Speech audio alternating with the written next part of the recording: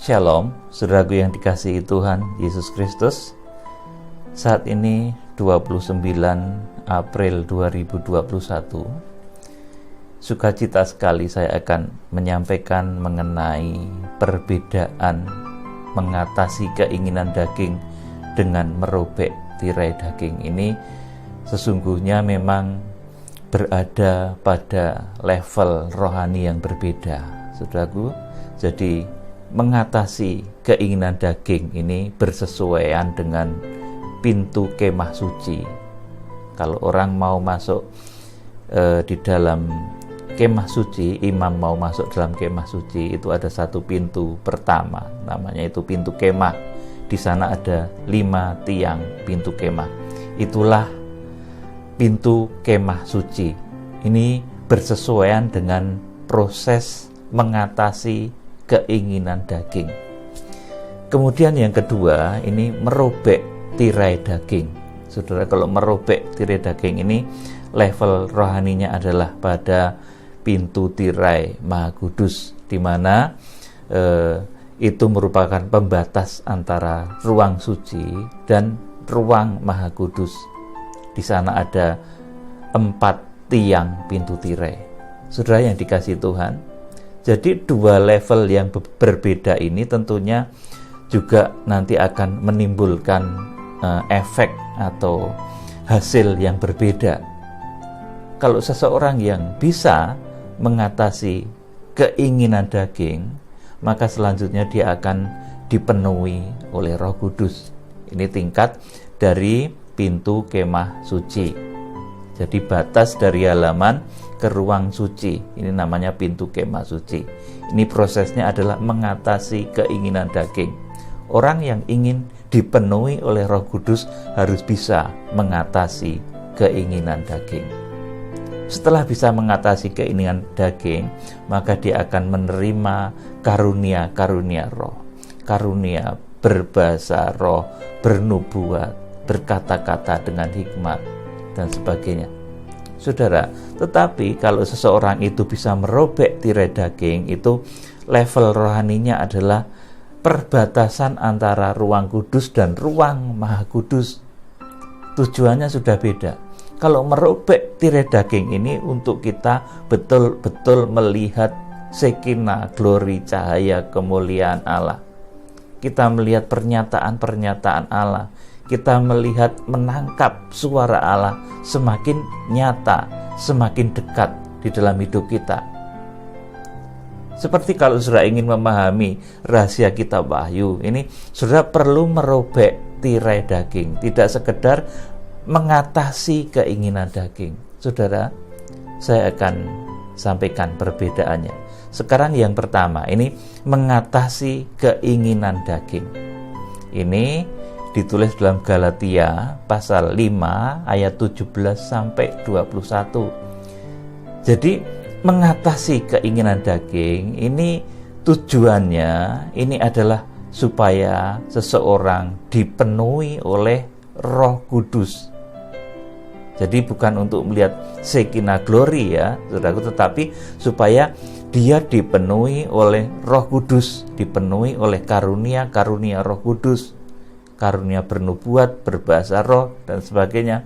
Saudaraku, kita akan melihat Galatia pasal 5 ayat 17 sampai 21. Ini keinginan daging yang harus dikendalikan, diatasi ketika seseorang dipenuhi oleh Roh Kudus. Dan ini satu kewajiban, wajib ini. Kalau orang ingin dipenuhi Roh Kudus, dia wajib untuk bisa mengatasi keinginan daging ini. Saya akan bacakan Galatia pasal 5 ayat 17 sampai 21.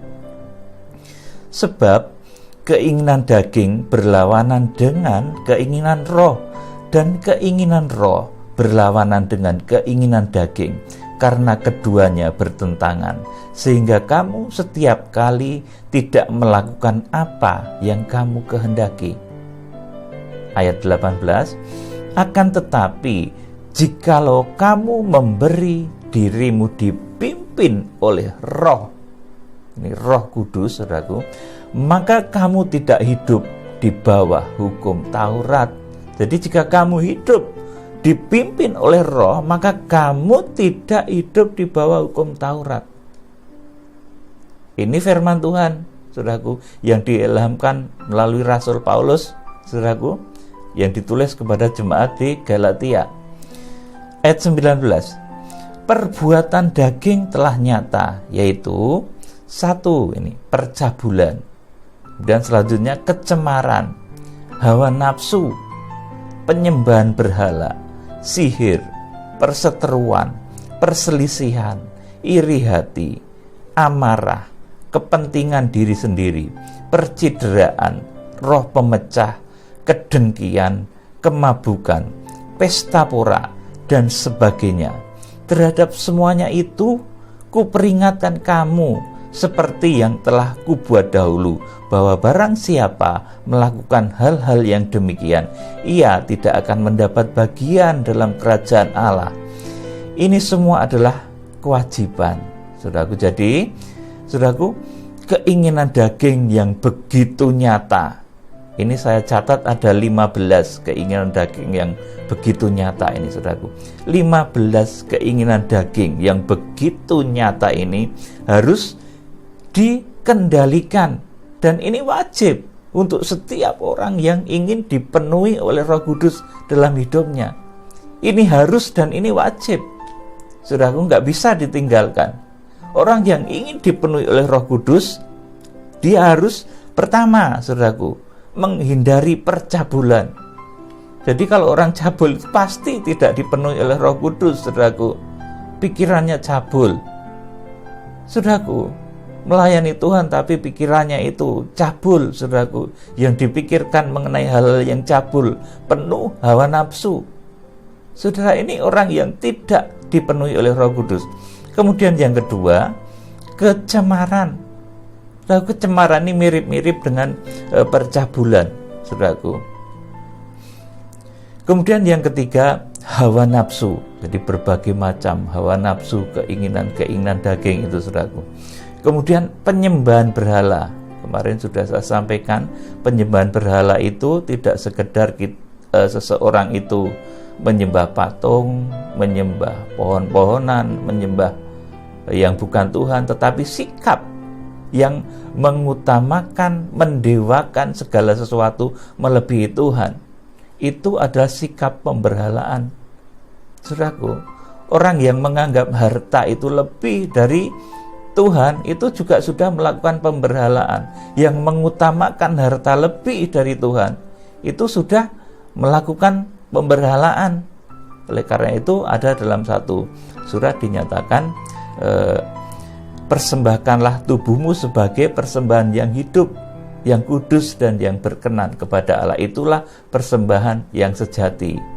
Saudara, jadi itu persembahan sejati. Orang yang bisa melakukan persembahan sejati, mempersembahkan tubuh ini tentunya sudah bisa melakukan persembahan yang lahiriah. Kalau mempersembahkan lembu, sapi saja tidak bisa, maka seseorang itu bohong kalau dia bisa melakukan firman yang dikatakan mempersembahkan persembahan tubuh sebagai persembahan yang kudus dan harum kepada Allah.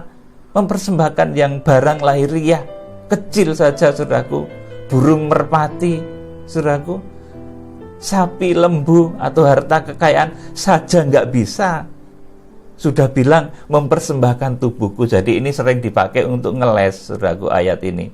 Saudaraku, bagi orang yang tidak mau persembahan, saudaraku, dia berkata, aku sudah mempersembahkan tubuhku sebagai persembahan yang kudus dan harum yang berkenan kepada Allah. Saudaraku, padahal mempersembahkan yang lain, yang lahiriah saja, saudaraku, tidak bisa. Saudaraku, ini termasuk dalam hal mengendalikan keinginan daging. Saudaraku, jadi kalau seseorang itu betul-betul ingin dipenuhi oleh Roh Kudus, dia harus bisa mengendalikan keinginan-keinginan daging. Saudara, kemudian ini tadi penyembahan berhala yang berkaitan dengan harta dan lain sebagainya. Kemudian yang kelima, sihir. Orang yang suka sihir, saudaraku, kalau lihat sihir itu di depan sendiri, tetapi kalau mendengar firman Tuhan itu di belakang sendiri, saudaraku. Jadi artis-artis yang pinter sihir, saudaraku,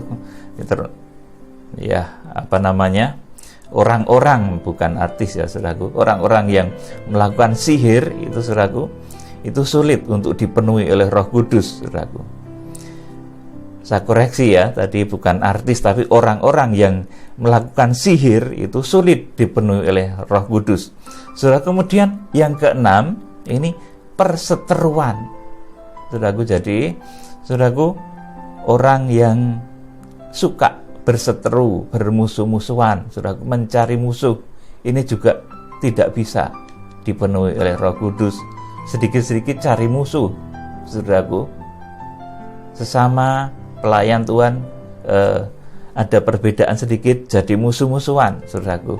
Ini juga sesuatu yang tidak bisa Roh Kudus itu hadir kepada orang yang di dalamnya ada perseteruan. Kemudian perselisihan, berselisih, saudaraku. Jadi senang sekali kalau berselisih, mencari masalah, mencari perkara, mencari masalah itu suka sekali, saudaraku. Ini orang yang sulit dipenuhi oleh Roh Kudus. Kemudian iri hati. Kalau temannya diberkati itu dia malah susah, saudaraku. Ada yang sedemikian ya, saudaraku. Kalau temannya diberkati itu malah susah. Tapi kalau temannya susah, dia malah senang. Ini orang yang tidak dipenuhi Roh Kudus, saudaraku.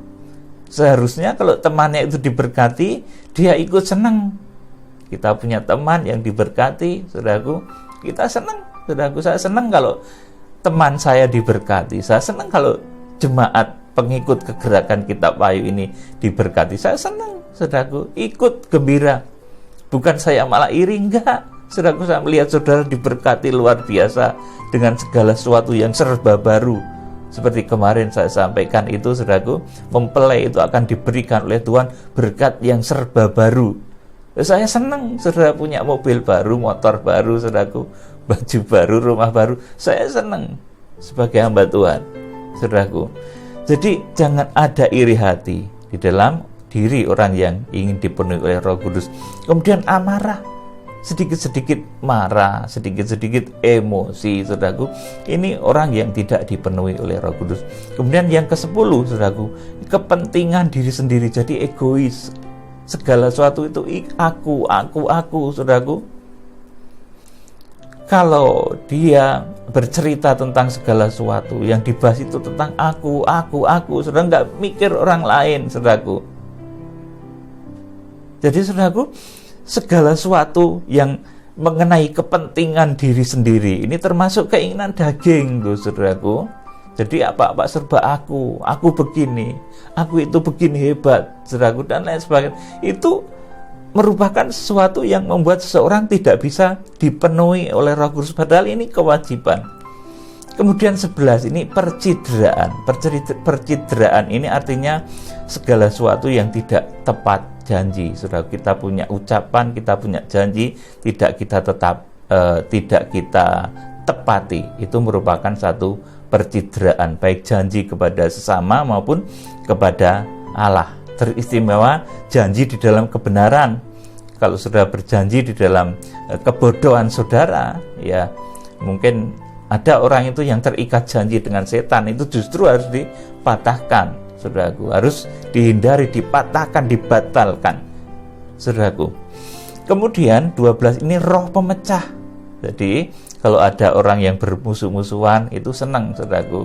Ada orang itu yang senang, bahasa Jawanya itu ngompori begitu, saudaraku. Kalau ada sahabatnya saling bermusuhan itu senang banget, saudaraku. Tetapi saudara, kalau ada temannya rukun itu hatinya kurang senang, saudaraku. Ini termasuk roh pemecah, saudaraku. Ini yang membuat Roh Kudus tidak bisa menguasai seseorang. Ini yang ke-12. Yang ke-13 ini kedengkian. Kedengkian ini merupakan kelanjutan dari iri hati. Jadi setelah iri kemudian dengki. Dengki itu nanti menimbulkan perbuatan, saudaraku. Misalkan seseorang itu iri kemudian timbul dengki, saudaraku, dia akan melakukan perbuatan jahat terhadap orang yang membuat dia iri. Menjegal bisnisnya, menjegal pelayanan seseorang, saudaraku. Ini dengki itu sudah berwujud satu perbuatan. Kemudian ayat yang ke-14, kemabukan. Mabuk secara jasmani itu ya mabuk, ada minuman keras dan lain sebagainya, saudaraku. Tapi mabuk secara rohani itu juga dia terlalu terjerumus, saudaraku, sehingga lupa segalanya, lupa daratan, saudaraku. Mabuk judi, saudaraku, dan lain sebagainya. Itu membuat orang tidak bisa dipenuhi oleh Roh Kudus.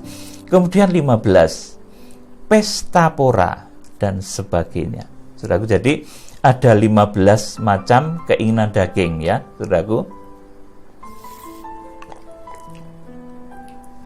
15 macam keinginan daging. Ini yang harus dan ini wajib untuk dilakukan setiap orang yang hidupnya ingin dipenuhi oleh Roh Kudus. Ini wajib. Semua orang yang ingin dipenuhi oleh Roh Kudus, saudaraku, dalam ayat 18, akan tetapi jika kamu memberi dirimu dipimpin oleh Roh, maka kamu tidak hidup di bawah hukum Taurat. Saudaraku, itulah sebabnya kalau seseorang yang penuh Roh Kudus itu sebetulnya memiliki kemerdekaan yang luar biasa, tetapi dia harus bisa mengendalikan 15 keinginan daging tadi. Saudaraku, dia tidak cabul, dia tidak cemar, dia tidak penuh hawa nafsu, dia tidak melakukan penyembahan berhala, dia tidak melakukan sihir, dia tidak melakukan perseteruan, saudaraku, dia tidak melakukan perselisihan, dia juga tidak iri hati, dia tidak terpancing amarah, dia juga tidak melakukan kepentingan diri sendiri, dia juga tidak melakukan percidraan, tidak ada roh pemecah, tidak ada kedengkian, tidak suka kemabukan. Saudaraku, kalau ada orang percaya tapi sukanya mabuk, ini pasti nggak penuh Roh Kudus loh, saudaraku. Benar, saudaraku.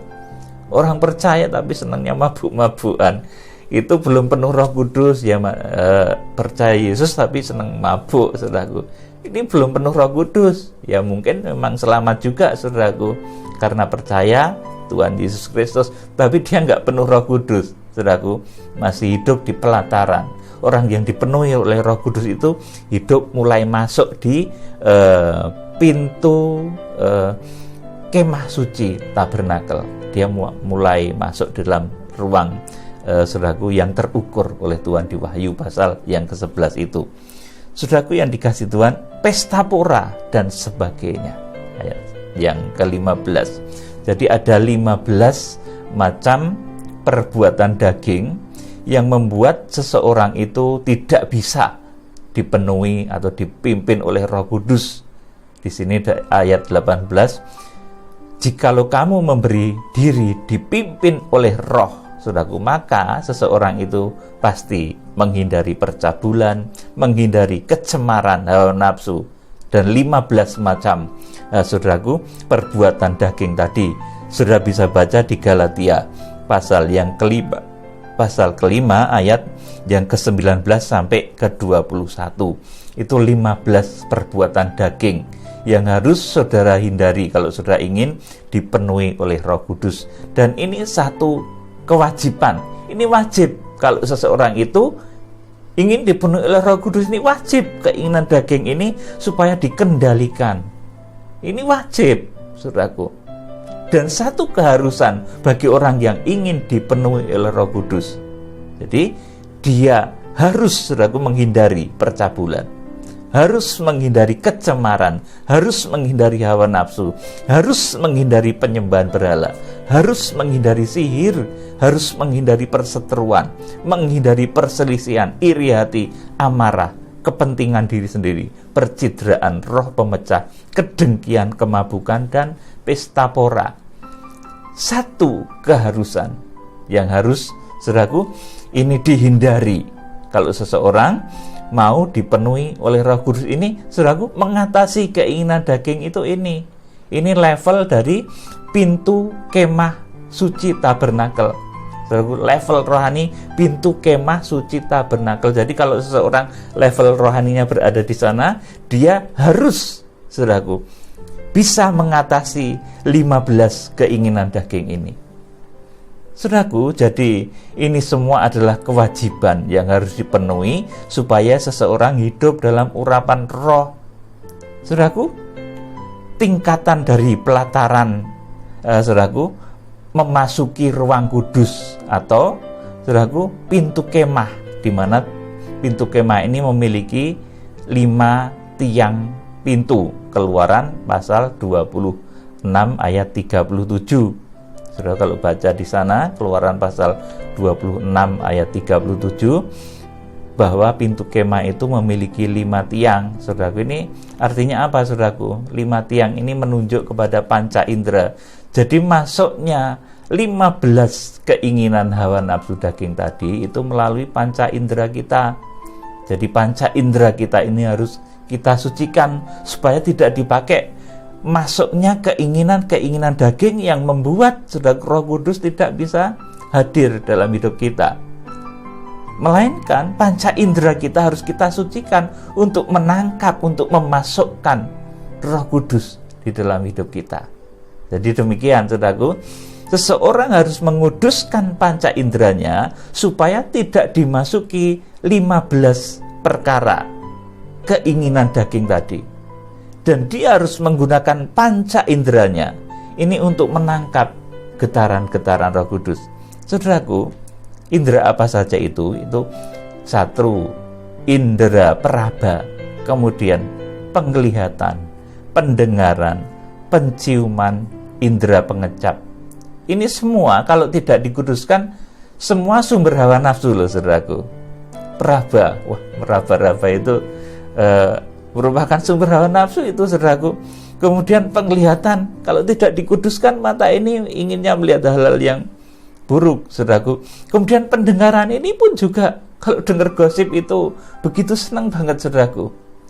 Dengar berita tentang gosip ini, gosip itu, senangnya minta ampun. Tapi kalau dengar firman Tuhan itu ngantuk saudaraku. Kalau saudara sudah memiliki gejala seperti itu, saudaraku perhatikan, telinga saudara harus dikuduskan. Saudara, kemudian penciuman, saudaraku, ini juga merupakan sumber hawa nafsu kalau tidak dikuduskan. Kemudian indera pengecap, mulut, lidah, saudaraku, ini juga saudaraku sumber dari hawa nafsu kalau tidak dikuduskan. Nah, kelima panca indera ini harus disucikan dan dikuduskan supaya saudaraku dengan kelima indera ini kita bisa menangkap getaran-getaran Roh Kudus sehingga kita dibimbing, kita diurapi oleh Roh Kudus selanjutnya.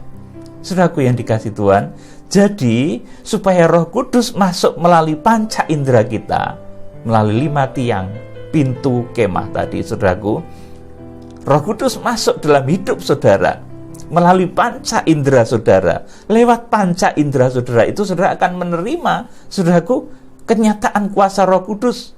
Saudara bisa merasakan, tetapi panca indera saudara ini harus disucikan dan dikuduskan, terbebas dari 15 keinginan daging tadi. Kalau panca indera saudara sudah dimasuki 15 keinginan daging tadi, maka Roh Kudus nggak bisa masuk. Yang masuk justru keinginan-keinginan daging, 15 keinginan daging tadi. Saudara yang dikasih Tuhan, jadi kuduskan panca inderamu untuk bisa menerima getaran-getaran Roh Kudus yang akan memimpinmu di dalam kebenaran-kebenaran. Saudara bisa peka dengan Roh Kudus, bisa mendengar, bisa dengar-dengaran dengan suara Roh Kudus. Sebab untuk mengerti kitab Wahyu ini dasarnya saudaraku 7 kali Tuhan ngomong dalam kitab Wahyu pasal 2 dan pasal 3. Barang siapa bertelinga, hendaklah ia mendengarkan suara Roh kepada jemaat-jemaat. Suara Roh itu seperti apa saudaraku? Kalau telinga rohani saudara ini enggak saudara kuduskan, saudara enggak akan bisa mendengar. Karena saudara lebih suka mendengar gosip, berita yang minor-minor itu, berita yang gosip-gosip itu. Telinga saudara akhirnya tidak bisa dengar-dengaran dengan suara Roh Kudus. Padahal kitab Wahyu 7 kali kepada 7 jemaat Tuhan sampaikan, barang siapa bertelinga, hendaklah ia mendengarkan apa yang dikatakan Roh kepada jemaat-jemaat. Itu 7 kali Tuhan ngomong seperti itu, saudara, memperingatkan dengan keras jemaat-jemaat akhir zaman, supaya dia membuka panca inderanya untuk getaran, untuk suara Roh Kudus itu dengar-dengaran. Jangan ngeyel kalau mendengar suara kebenaran itu. Saudara yang dikasih Tuhan, ini yang dimaksud mengendalikan keinginan daging. Ini beda dengan merobek tirai daging. Kalau merobek tirai daging itu tingkatannya lebih tinggi lagi. Orang sudah dipenuhi Roh Kudus, penuh dengan firman Tuhan, bersekutu dengan Roh Kudus, bisa menyembah dalam roh dan kebenaran, kemudian baru bisa, saudaraku, merobek tirai daging. Dan ini prosesnya tentunya beda. Merobek tirai daging ini saat ini bukan merupakan suatu keharusan, kewajiban, karena ini tingkat akhir dari iman kita kepada Tuhan. Bahkan mempelai itu akhirnya yang akan diangkat oleh Tuhan hidup-hidup itu orang-orang yang bisa merobek tirai daging, saudaraku. Dan ini tidak harus semua orang bisa melakukannya, karena ini satu tingkatan rohani yang susah, yang sulit. Orang yang mencapai tingkatan rohani bisa terangkat hidup-hidup ketika Tuhan Yesus Kristus datang, itu adalah orang yang bisa merobek tirai daging, dan tidak semua orang bisa. Apa itu merobek tirai daging, saudaraku? Ini bersesuaian dengan pintu tirai Maha Kudus di dalam level iman, sesuai dengan ukuran tabernakel. Merobek tirai daging ini, saudaraku, ini ada unsur keberanian dan kesengajaan untuk memberikan apa yang sebenarnya hak untuk kita nikmati, tidak berdosa bila kita lakukan, tetapi itu semua kita berikan kepada pekerjaan Tuhan di muka bumi ini. Inilah merobek tirai daging. Saudaraku, ini berat banget, saudaraku. Kalau yang tadi, saudaraku, mengendalikan keinginan daging, itu kalau kita menuruti keinginan daging, itu kita jauh dari Tuhan. Roh Kudus nggak bisa masuk, bahkan nanti menimbulkan dosa. Tetapi saudara, kalau merobek tirai daging ini, ada unsur keberanian dan kesengajaan untuk memberikan apa yang sebenarnya hak untuk kita nikmati. Tidak berdosa bila kita lakukan, tetapi kita berikan kepada pekerjaan Tuhan di muka bumi ini. Pekerjaan Tuhan di muka bumi ini apa, saudaraku? Ya, untuk pelayanan. Kemudian untuk menolong orang-orang, itu pekerjaan Tuhan loh, saudaraku.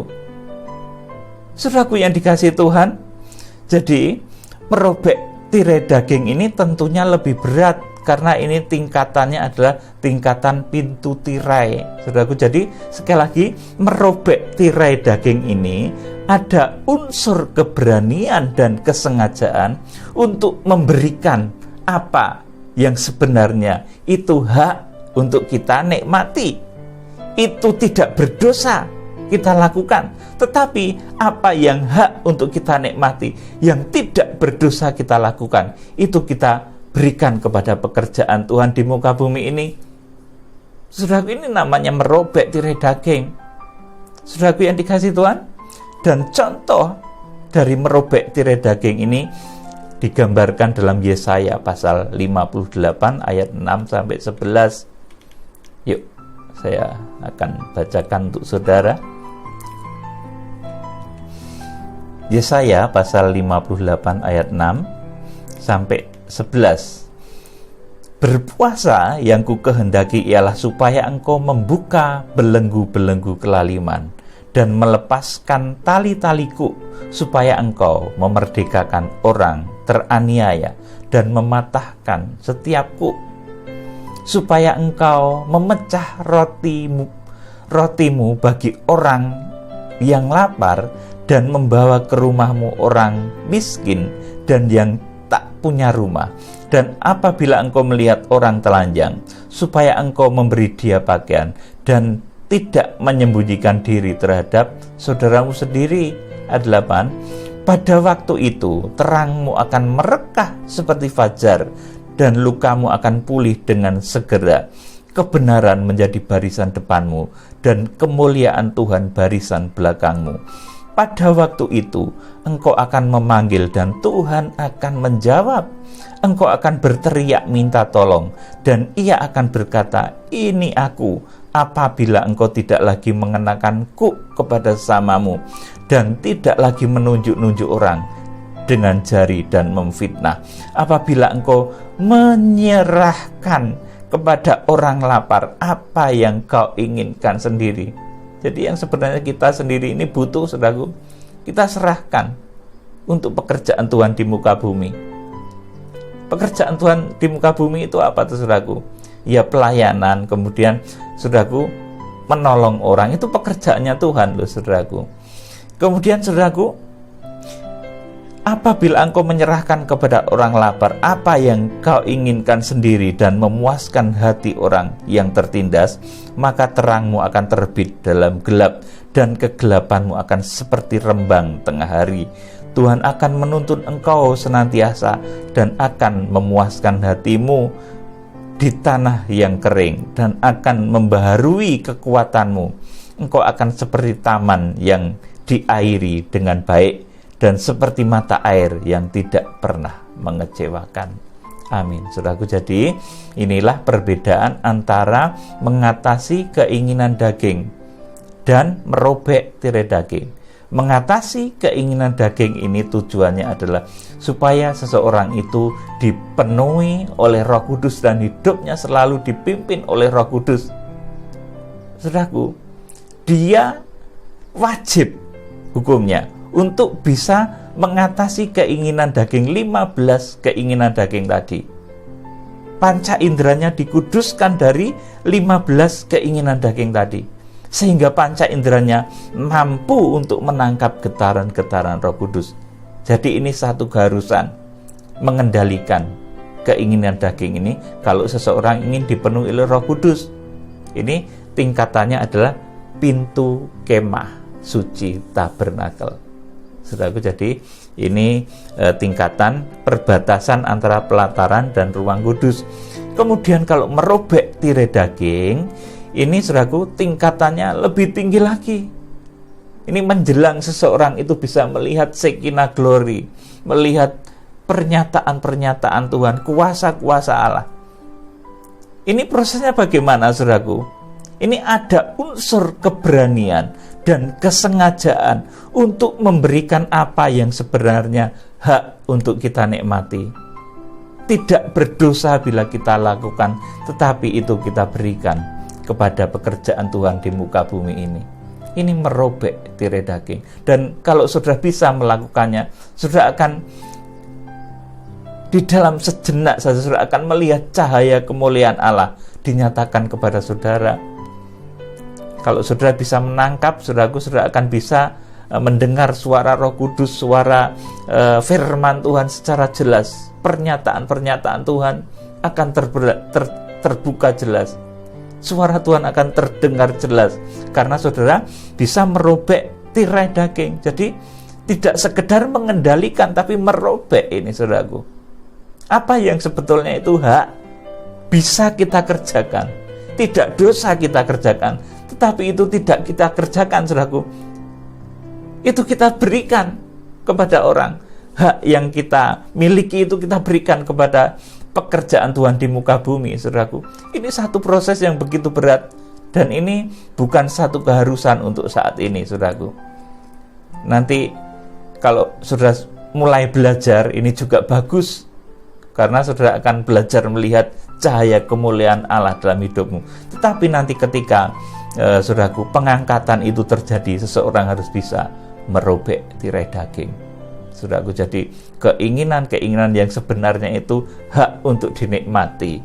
Saudaraku, segala sesuatu yang tidak berdosa kita lakukan, tetapi untuk kepentingan Tuhan, hal itu kita berikan untuk pekerjaan Tuhan di muka bumi ini. Ini merobek tirai daging dan ini berat, saudaraku. Dan oleh karena itu, saudaraku, nanti mempelai wanita anak domba Allah ini puncaknya ini harus merobek tirai daging.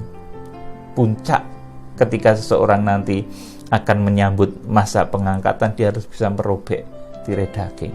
Tidak sekedar lagi mengendalikan keinginan daging, tapi harus bisa merobek tirai daging. Saudaraku, dan ini biasanya dilakukan melalui doa puasa. Dan doa puasa yang benar itu, saudaraku, dicontohkan di dalam Yesaya pasal 58 ayat 6 sampai 11 tadi. Sudah baca sendiri ya. Itu doa puasa yang benar di dalam iman kita menurut Alkitab. Kiranya Tuhan Yesus Kristus memberkati saudara dengan roh hikmat dan wahyu. Salam penuaian, Tuhan Yesus Kristus, Imam Besar Agung, memberkati saudara.